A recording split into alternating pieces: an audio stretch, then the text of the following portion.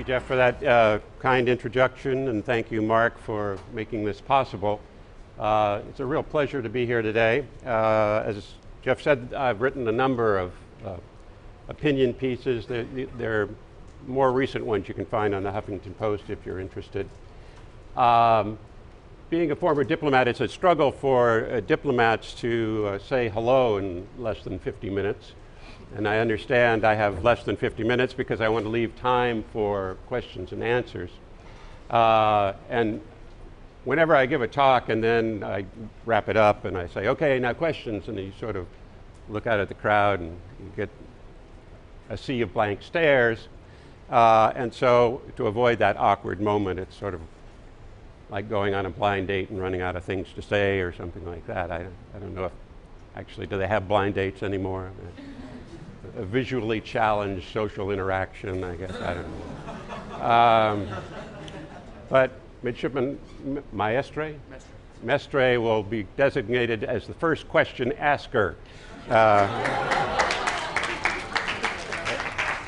I'm sure he's up to the duty, but I find that once the first question that gets asked, it breaks the ice and then everybody else opens up. If we don't get to your question and we run out of time, you guys are clever enough to figure out what my email address is, and if you have anything that you would like to ask me, you can do it by email at any point in the future. One thing that wasn't mentioned in my bio that I will share with you that's probably TMI is that 50 years ago, and that's the only downside of being here today, is the fact that it reminds me it's been 50 years. I was seated right where you are as a midshipman, third class, in October, about to get the news that my girlfriend was pregnant and therefore needed to resign and go home and get married, and went into the Naval Reserve as an E3, got promoted twice to E4, E5. And I always say that's the most responsibility I've ever had since in my professional career. Got commissioned when I got my bachelor's degree. I think I got commissioned actually before my class did, and then made it all the way to lieutenant junior grade before I joined the State Department and started wandering around the world. So I appreciate what the service and sacrifice that you all are making and are about to make for at least the next 5 years. My class, by the way, was the first class where you had to have a 5-year commitment. Prior to that, it was 4 years. It was class of '68. My class was the first class where you could minor in something. Before that, everybody took exactly the same naval engineering curriculum. And all the people, all the mids, and they were all men, of course, marched class in company formation. And that, again, ended with my class. So even institutions as tradition-bound as the Navy can evolve and change, and I certainly see a lot of that change today. Let me go through quickly some of these slides, because again, I probably have too many, and I want to get to the questions and answers, and particularly the first one. So the title of the book, and here it's a copy of it, and if you pay attention, you won't have to buy a copy because pretty much everything that's in it will be covered. American ambassadors, where they come from, where they go, what they do, why they still matter. And I think this is important, or something that is worth talking about, because it's a good thing if countries, like people, don't make themselves look stupid. I'm kind of at an information deficit these days because Jon Stewart has retired, Stephen Colbert has gone on to whatever he's doing now, and that used to be the source of all my information. But if you Google, there's still a lot of clips of The Daily Show. If you Google Diplomatic Buyers Club and The Daily Show, I don't think I can link to those, and I don't have time anyhow. You'll see a rather embarrassing 5-minute clip of a confirmation hearing. If you get to one of the final steps in becoming an ambassador, and there are many, is that the president announces your nomination, and then you get to go before a committee or a subcommittee of the Senate Foreign Relations Committee, and usually they ask you polite questions, and you give them a little 2-minute speech about how pleased you are to be there, and your family's here to accompany you, so please don't ask any mean questions because you'll be embarrassed in front of your family, and your willingness to serve, et cetera, et cetera. And then the senators, the one or two who actually show up, can ask you whatever question they want, and it's usually pretty much a love fest. But cranky old John McCain, an alumni of this organization, I think he was 696th out of 698 in his class or something like that. So there is, even for those competing to be the anchor man, there is a future out there. But anyhow, he came and he was in the mood to ask some tough questions. So he asked these political appointee ambassadors, and it's the same whether you're career or political, you go before this Senate committee, and they gave a bunch of really pathetic answers to some really simple questions. And so it was so bad that it made The Daily Show. And you know you're having a bad day when you make The Daily Show as a example of incompetence. So as a taxpayer, and I assume you will be paying taxes at some point, I think you should care as a citizen, as a military officer, a future, and also as a future second career. I'm not encouraging you to bail out after 5 years, but some of you will. But even after 20, the career process starts with taking the Foreign Service exam. The Foreign Service exam has very rigorous requirements. You have to be older than 20, younger than 60, and an American citizen, which means there's probably only about 200 million people in this country that qualify to take the exam. But they only hire 350 people a year, roughly, to be Foreign Service officers. But that great Western philosopher Woody Allen once said, 85% of life is just showing up. So if you show up and take the exam, as about 20,000 people a year do, you've gone from 200 million to 20,000 as the field you're competing against. It's always nice to talk about what the Constitution says. Basically, the Constitution says, like a lot of things, it doesn't spell out much detail. It says the president gets to nominate people to be ambassadors, ministers, and consuls, and the Senate gets to agree. The Senate never votes down an ambassadorial appointment. It hasn't done that in at least 100 years. When the Senate doesn't want to send somebody as an ambassador to a particular country, or it can be as much as one senator, they just don't vote. They don't let the nomination get out of committee, or they don't let it come to the floor for a full vote. And as we all know and see virtually every day, if it's one thing that Washington is very good at doing, it's doing nothing. So occasionally that becomes a problem. This is a bunch of numbers. Let me do this in graph form.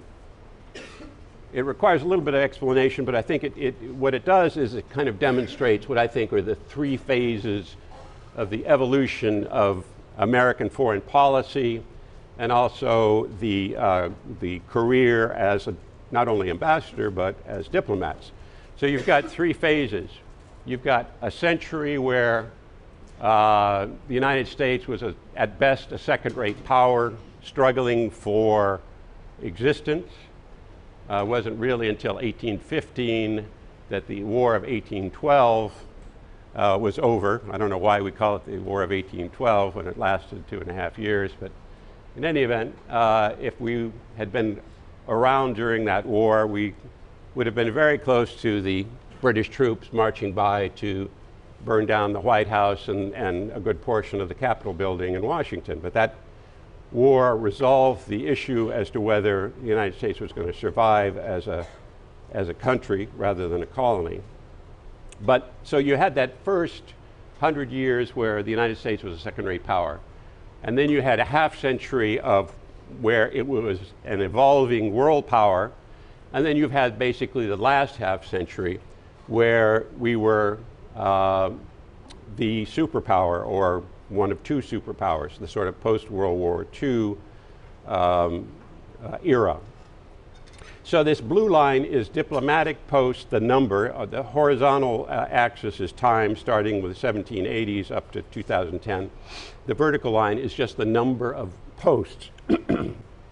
Now, what's the difference between a consular post and a diplomatic post? A consular post is one where the chief function is run by a consular officer or a consul general, and the chief function was to help American citizens abroad, American businessmen, for instance, getting American sailors out of jail, something that you will all become familiar with probably at one point in your career, or may even get to participate in, I don't know. And so those consular officials were appointed by the president but not given a salary. Basically, they went out and they set up shop and they sold their services. There weren't really so much passports and visas during most of that time, but they did provide services to American citizens and particularly shipping companies, and looking for crews and things like that. The blue line is so you can think of the red line as consulates, the blue line is embassies. The blue line being people doing political work. And that was always looked at as, by the State Department, as kind of that's the serious stuff. And everything else is secondary. It's kind of like in the Navy, where surface warfare is the serious stuff and everything else is secondary, right? So, okay, maybe not.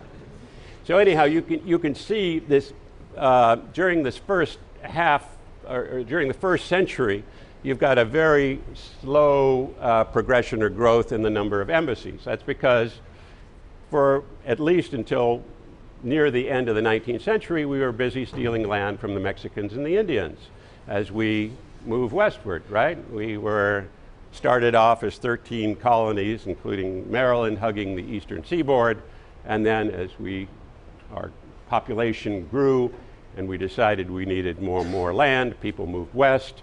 They got to Pennsylvania in the middle 18th century, but much beyond that, there wasn't much development, but gradually it progressed. And so we didn't have all that much interest in foreign affairs. We wanted to stay out of European wars because the European powers were always fighting themselves, and we were more than happy to play one European country off against another in order to continue our own development essentially unmolested. And so we had very limited need for growth in our number of embassies. Then after World War I, basically, we decided, well, we are now basically at the point where we are one of the players in the world system. And so our number of embassies grew. And then after World War II, it kind of took off very sharply. So what was happening in post-World War II that caused it to rise so quickly? Yeah. Sir, the number of independent countries rose dramatically. Right, exactly. You had a lot more countries. When the United Nations was formed, and the United Nations was established actually on my birthday, so I'm sort of aware of this. But when it was first formed, it had 52 countries, right? So how many countries in the United Nations now? Nobody knows? Useful fact, maybe. Maybe good for a trivia game. 193. So we went from 52 countries to 193, and a lot of them were former colonies that became independent. Mozambique, for instance, was a colony of Portugal, and then they had a coup in 1974. The Portuguese military said, we're tired of losing our people in fighting these wars, these guerrilla wars in these African colonies, so you guys are now independent countries. And so literally overnight, Mozambique went to becoming from a colony to independence, and the capital of Mozambique, which is Maputo. It used to be called Lorenzo Marques when it was a colony, but he was some Portuguese explorer, I suppose, and so they changed the name to Maputo when they got independence in 1975. So you had the independence of these new countries that were former colonies. You also had the Cold War, right? I mean, after the World War II, we pretty much decided pretty quickly that Russia was now the enemy, or the Soviet Union, and it was a struggle for survival. It was capitalism and democracy versus communism, and that we had to contest that struggle all around the world, and so we needed embassies in all those little countries, and so that was again another reason. And the sort of the philosophy was, we will have an embassy pretty much in every country, with a few exceptions, generally islands, where we don't observe the rule always when it comes to island nations, because islands there's a limited amount of damage that island nations can do. They can screw up themselves, but since they don't have any contiguous neighbors, it tends to limit the damage. Now on the consular side, you've got this weird peak. I think this growth here in the sort of latter half of the 19th century indicates our growing interest in commercial affairs overseas, but then it hits this peak and then falls off sharply. And the reason for that is that's when the age of professionalization begins. Century of second-rate power, professionalization during the next 50 years, where we became a player, a significant player. And one of the main reasons that happened is President Garfield met a guy named Charles Guiteau. Another obscure historical fact. Anybody know who Charles Guiteau was? No reason why you should. Yep, go ahead.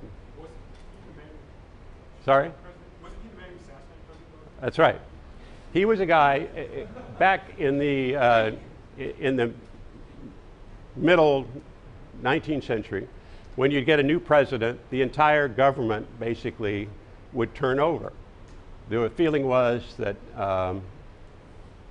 the work of government was something that any educated man, and of course it was all men, any educated man could do. And so there was no need for having career civil servants.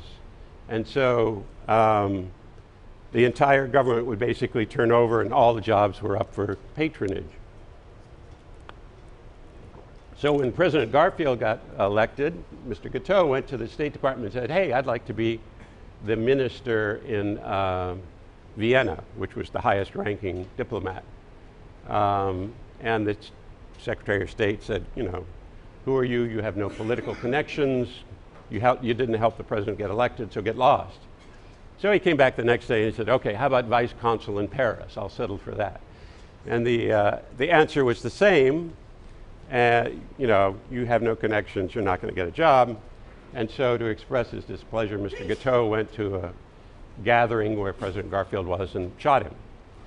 And what really killed Garfield was 19th century medicine, because they didn't know that there were things like germs. And so as they're probing the wound with their unwashed hands, they managed to give Garfield an infection that he didn't recover from.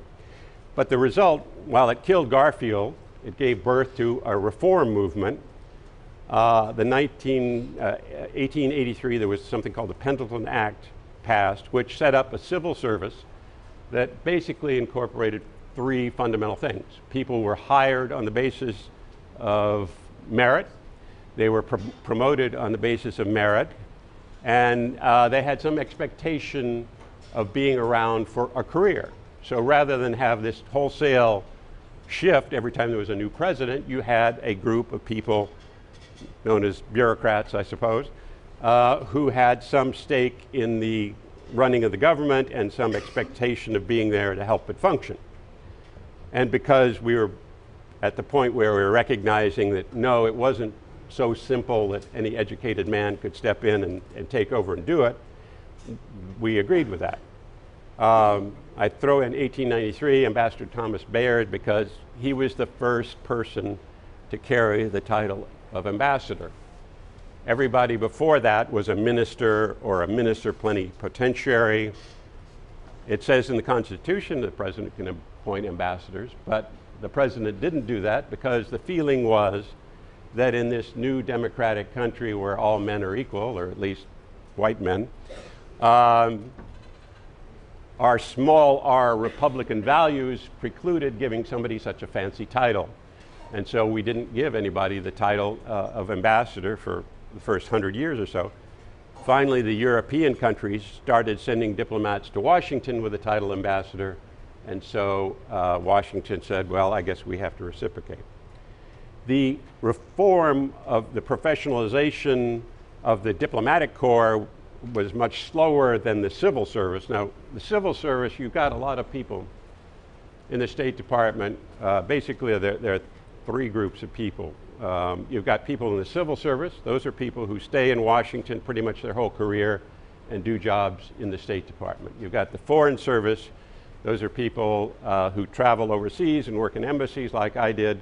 And then, of course, you've got locally engaged staff in the embassy. So you've got probably 6,000 or 7,000 civil servants in Washington, probably 6,000 or 7,000 Foreign Service officers, and about, I don't know how many, 30,000 locally engaged staff.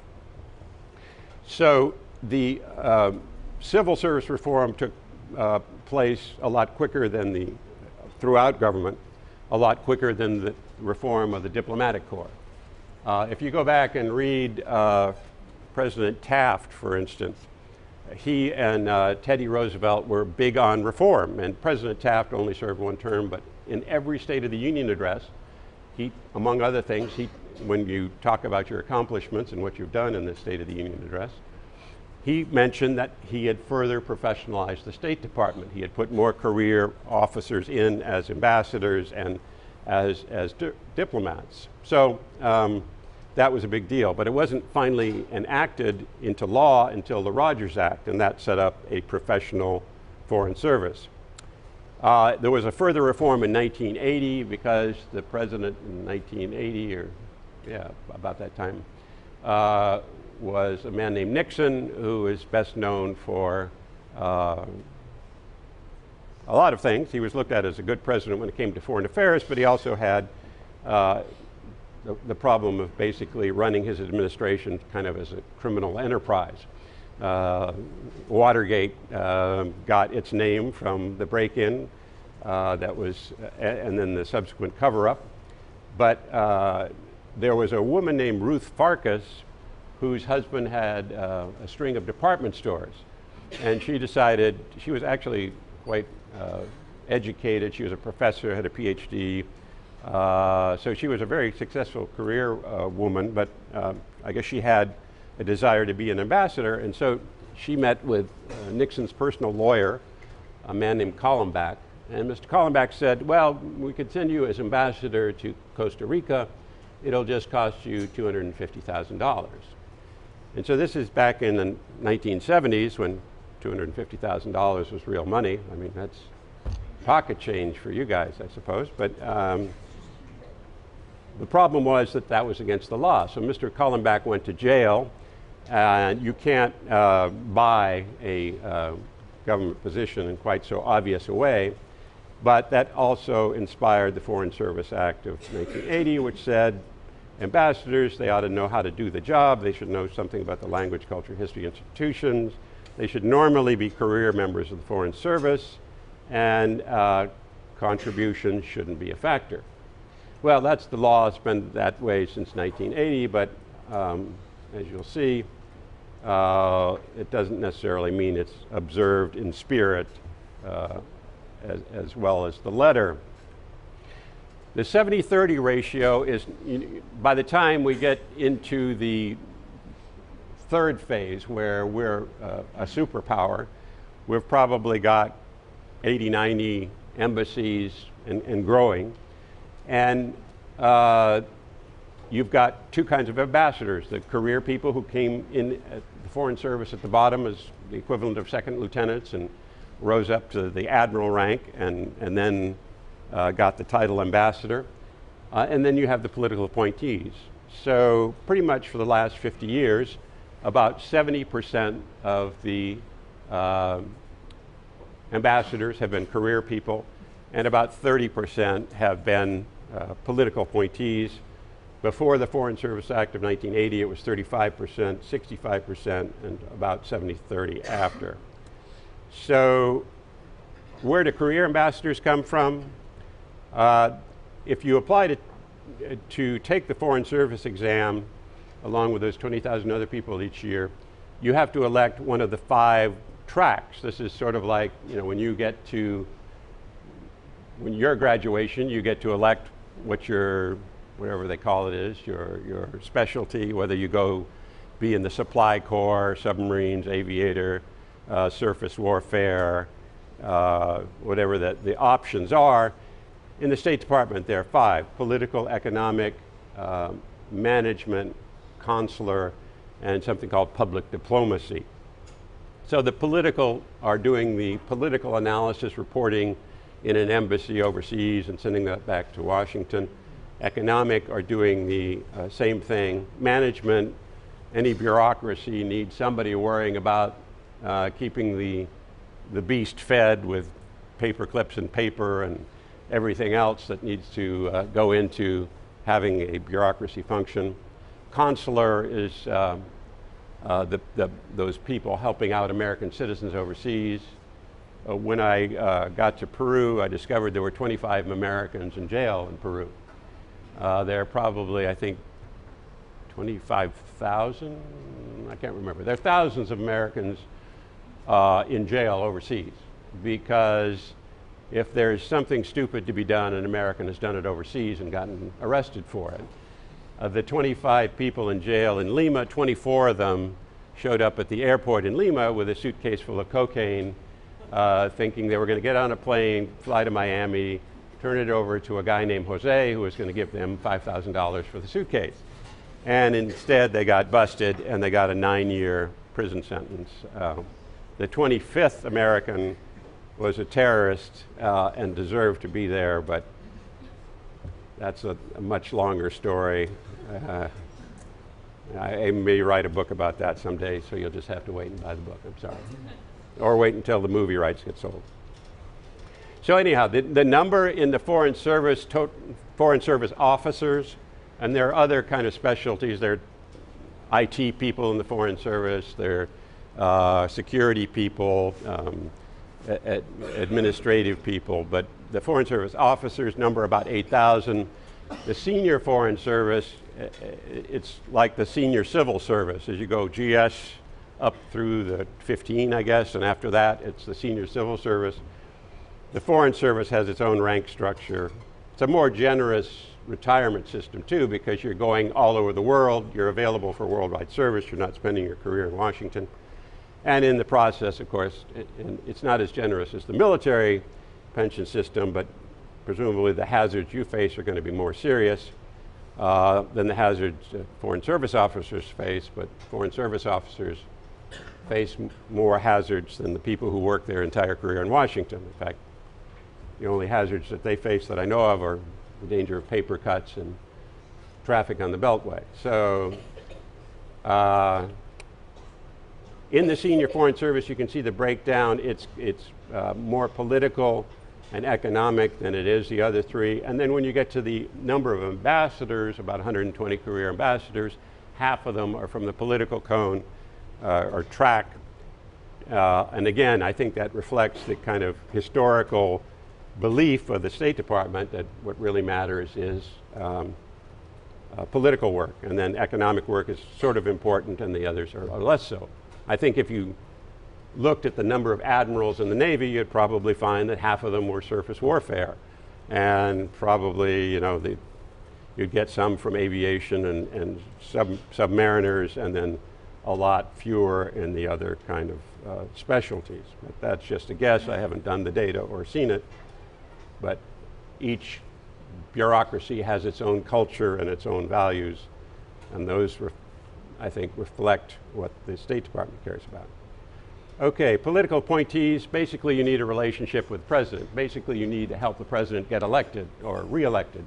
And you can do that in one of three ways. You can be a political appointee for some political reason. You get to be an ambassador. John Huntsman was ambassador to China. Why is that? He was appointed by Obama.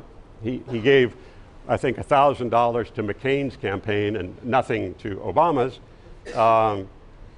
But he was a Republican governor of Utah, but he got appointed ambassador to China, I guess because he wanted to. He was a Mormon missionary in China, so he spoke Mandarin to some degree.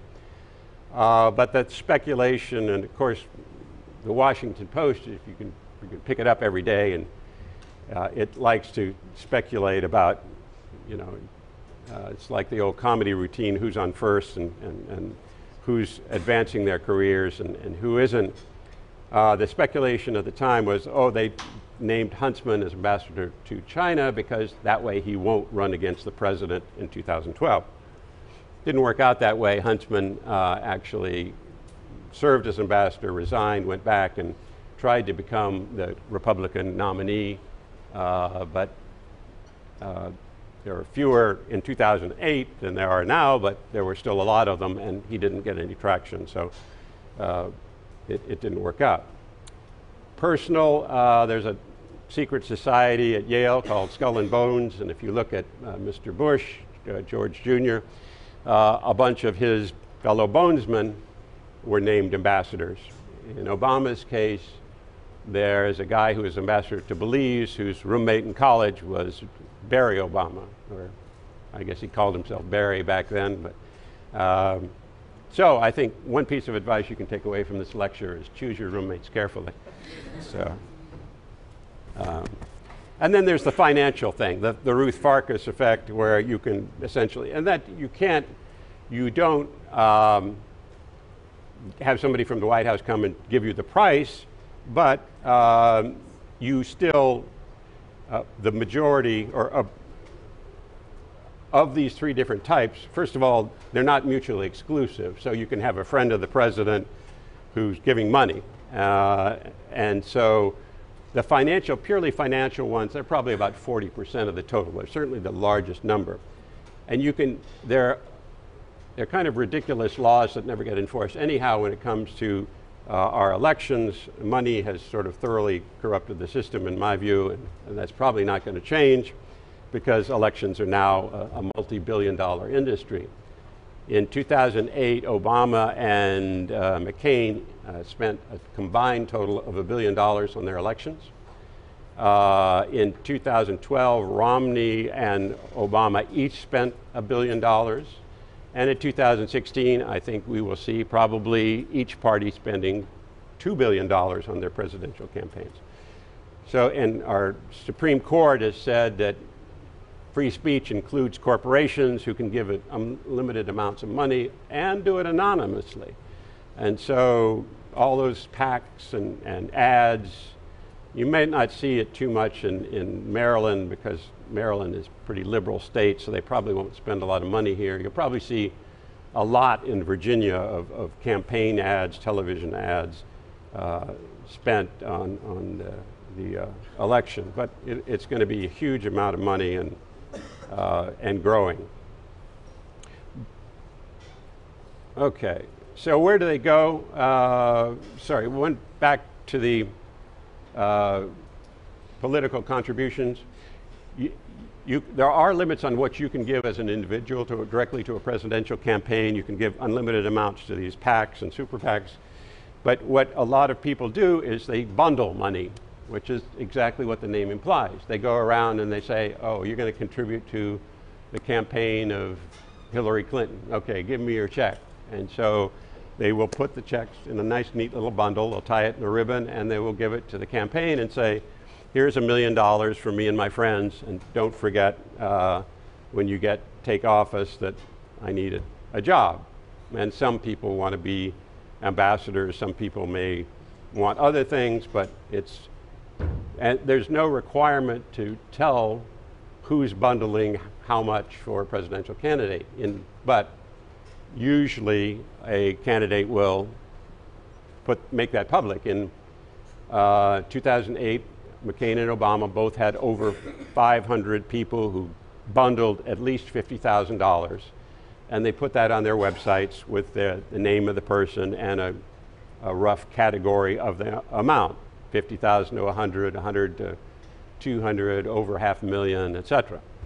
In 2012, Obama had 773 people that bundled over $50,000, and Governor Romney refused to tell us who his bundlers were, because I guess like the details of his tax return, it's a state secret that we aren't entitled to know. So where do political appointees go, or where do ambassadors go in general? Political appointees go to rich countries and islands.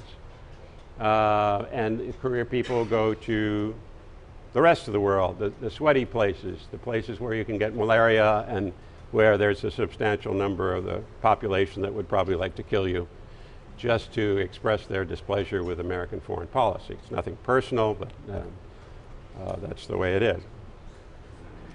When I got to Peru as ambassador, I discovered I had 10 bodyguards, a lead car, follow car, and I thought that a bit excessive. And then 6 weeks into my time there, I went to a reception, and I left the reception early, and a half hour later, the terrorists broke in and took 500 people hostage. And one of them came up to one of my staff members and expressed some regret that I wasn't there. Nice to know you're missed, I guess. So let's see, what else? Money matters. A colleague and I did a paper which basically said the more money you bundle or the more money you give, the richer the country you're going to get. If you want to go to London or Paris as ambassador, you're looking at a couple $1 million in bundling. Portugal's a bargain, though. That probably is a lot cheaper. So keep that in mind. Also, the number of tourists, which indicate a certain desirability of a place as a lifestyle, that also is highly correlated with the amount of money. Now, why rich countries and islands? You'll note my cynicism. I will add my explanation, because in rich countries we have such a rich relationship, and it's so complex and well structured that if the ambassador is a fool, you can work around that ambassador pretty easily. And in the case of islands, chiefly in the Caribbean, if the ambassador sinks his or her island, nobody in Washington is going to notice or care if they do notice. So in percentage terms, Western Europe, instead of 30% political, 70% career, it's 73% political and the rest career. Same thing in the Caribbean, about 50-50 in the Pacific and the Americas, and then the rest of parts of the world. Central Asia has had independent countries only since the breakup of the Soviet Union, and there have been over 50 ambassadors there, but every single one of them has been a career person. And Mark can tell you about how wonderful it is to live in Central Asia. One final fact, and then we'll get to questions because we're running out of time. Openly gay, minority, and female. There's a thought that the State Department should reflect the society of the United States. Its diplomats should reflect that. And generally they do. It also reflects the prejudices. So when anti-Semitism was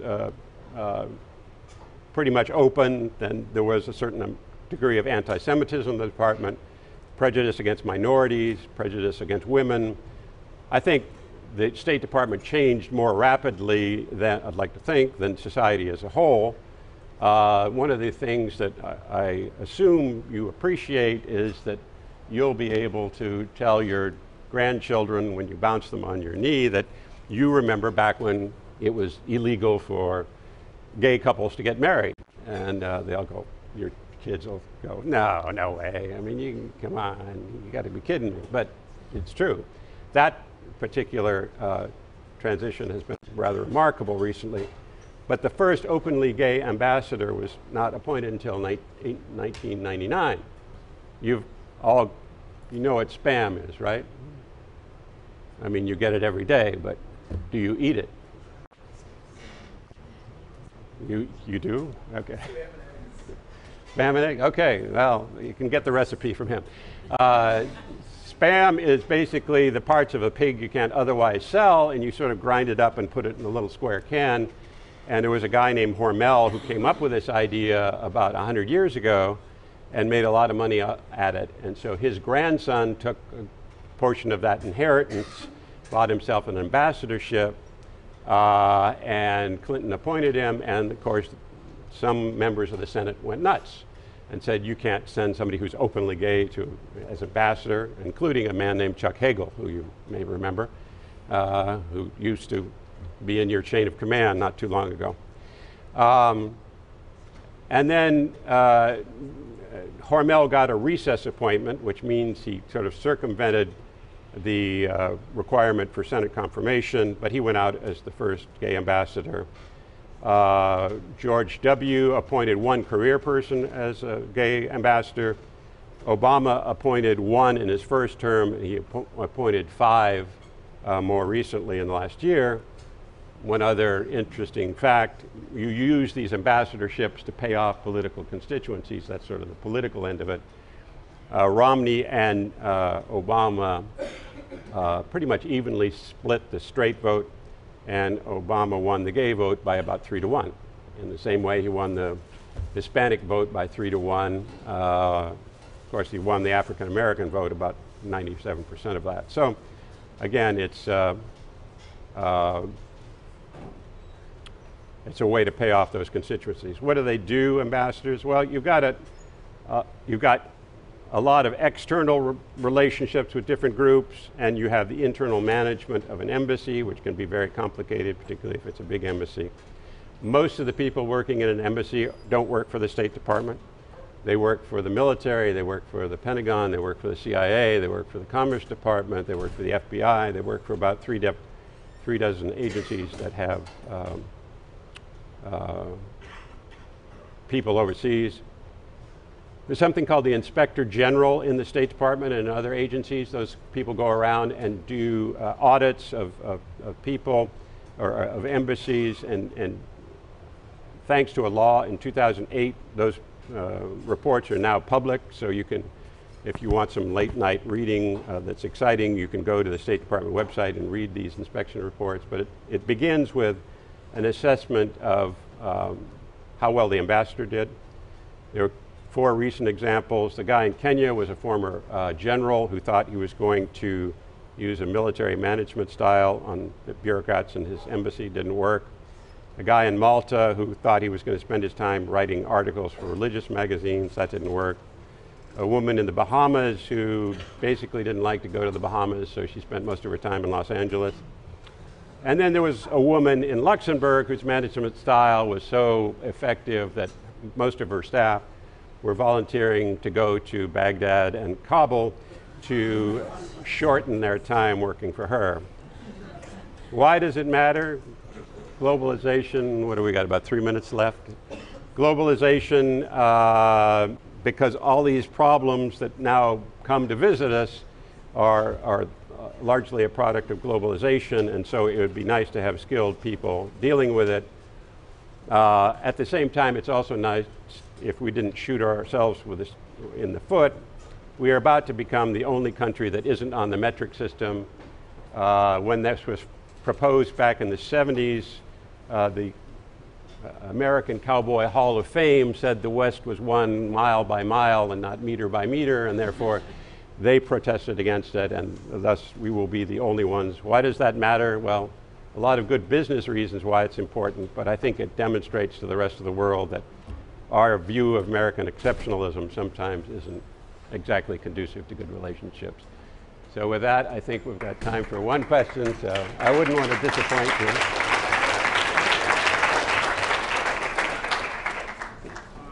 Sir, when I visited the State Department, I saw that, I heard that a lot of the members rotated around from country to country. How do you maintain a level of expertise of a region you're assigned to when you're being rotated Yeah, well, it's pretty much like the military. You can expect to spend 2 years, 3 maybe, in a particular country, and you tend to stay in the same region if you want to, but basically you're always learning on the job in the same way that you're going to rotate around, going to do a lot of different jobs, and each new job you're going to have to learn new stuff. And hopefully you'll be getting greater responsibility, more people under your command, and keep moving up that rank structure. Yes, sir. So is there anything that becoming a foreign area officer can do to benefit your chances of becoming a foreign diplomat someday? I would say do what you want to do. You can, that would probably help, but I think when you finish your commitment, you're going to be well qualified to work for the government in a lot of different capacities. People will appreciate those skills. If you have language skills, that'll help. But I wouldn't, do that only with the idea of becoming a Foreign Service officer, because even at 350 chances out of 20,000 each year, the odds are still kind of long. But you've got until you're 60 to do it, so you can do other things in the interim. So that would help, but it's not going to be, and that regional expertise would help, but it won't make the difference. Yeah. All right. Thank you all. Good luck.